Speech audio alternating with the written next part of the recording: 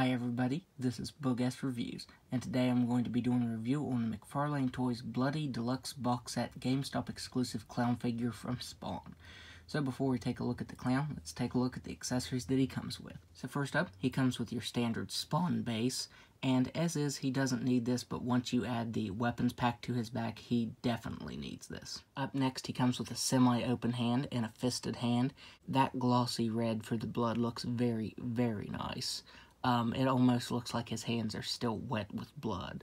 The gloss red that McFarlane Toys used for this looks really good. It looks very slimy, but that's how well it's done. It's just a really shiny red color.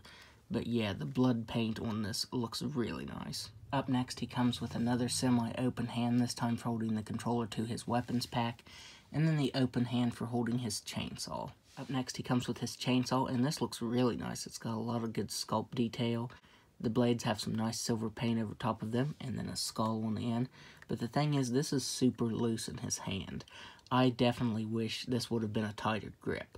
I mean, let me turn it upside down. Yeah, it'll drop out of his hand. I was going to say that it was tight enough that that wouldn't happen, but no, it's not even tight enough for that. So if you put his hand down, this is definitely going to drop out of his hand. So that's my main complaint with this. This is a different weapon you get. I actually like this better than the first release. The first release he came with, I think it was a knife and a straight razor. But yeah, I definitely like this better, but I wish the handle would have been bigger. That way he could have held it better, and I wish that this would have been covered in blood. This being covered in blood would have looked very, very nice. And finally, Clown comes with his massive, massive weapons pack.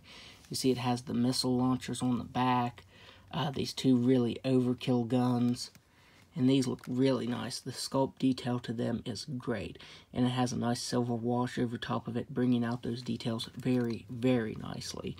This thing is huge, and it's made out of a very, very heavy plastic, so it definitely weighs the figure down. As I say that, of course, he's standing perfect. But yeah, he is so heavy with this pack on. It looks really nice. But the big downfall of this figure is, if you look, it's so big that it makes these arms wobble, because these are ball joints right here, not right here. These right here are ball joints, and it has to hold this really, really heavy gun up. So moving it up and down, not bad, but moving it right here, that's an awful sound. And if you have it up like that, it's just going to fall down because it's so big and heavy that it just can't hold its own weight up. That's why I have it like this. The guns tend to stay up if you have them in this position. That's why I tend to leave them like that. But yeah, moving these is definitely scary. I always wonder if I'm going to break them, which these are ball joints, so they should just pop back together.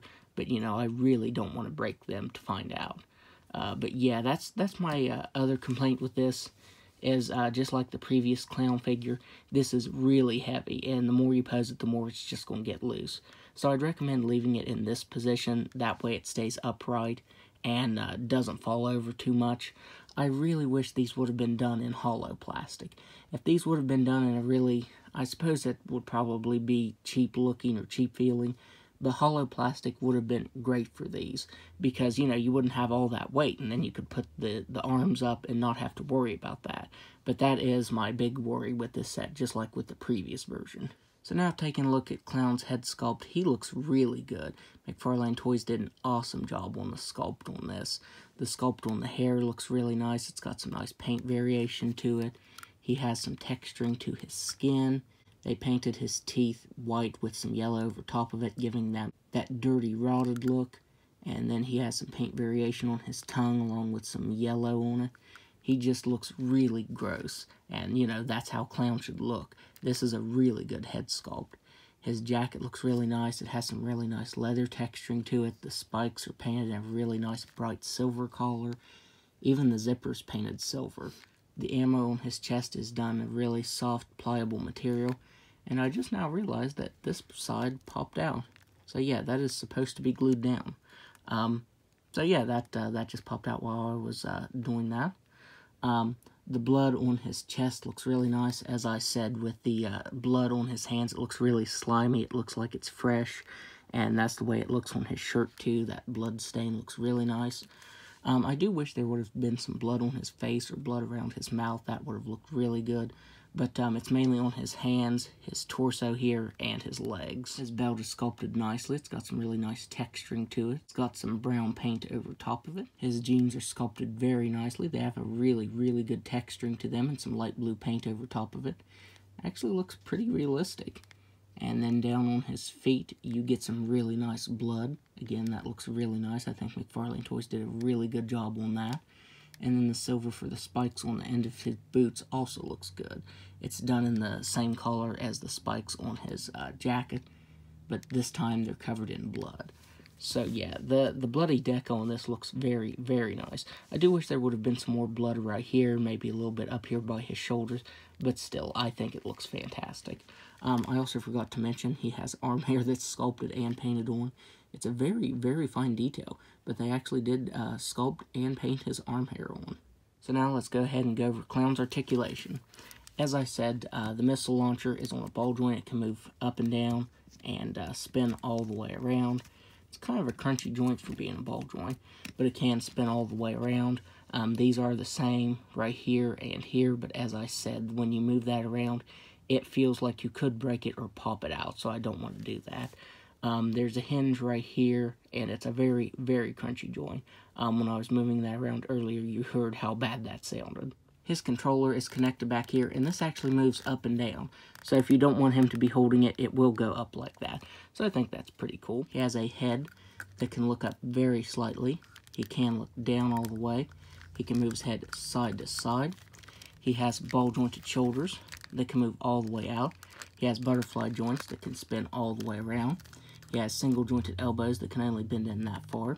He has swivel thrusts that can move side to side and up and down. He has a ball-jointed waist that can move back just a little bit, but you do get some gappage. Down just a little bit, side to side, and can spin all the way around. He has hips that can do a complete split. He can kick forward just a little bit. He can kick back just a little bit. He has single-jointed knees. They're a little hard to articulate, but they can bend in that much. They also move side to side. He has swivel at the ankles that can move down very slightly, up all the way, and toe articulation that can move up slightly. I also forgot to mention that he has the soles sculpted on his boots, and it's sculpted really nicely. So that's a nice attention to detail. So now, let's do some size comparisons. I'm barely fitting them in frame, but there is the first release of Clown, and I definitely like this version better. He can't quite hold the weapon properly, but I still prefer this version just because of the blood deco. It is really cool. Here he is next to the Bloody Violator, which again, he's so big he's barely fitting in frame here. Here he is next to Kickstarter Spawn. And finally, here he is next to the original Series 1 Clown figure. So overall, I would highly recommend picking this up. I do have my nitpicks with the figure, but overall, I think he is really nice and a better version than the first one. I'm a sucker for bloody deco, so I will always prefer that to the original release. So, despite the nitpicks I have with this figure, I think he is really awesome and would recommend picking him up. So that's my review. If you like this review, be sure to hit the like button and subscribe to my channel. Thanks for watching.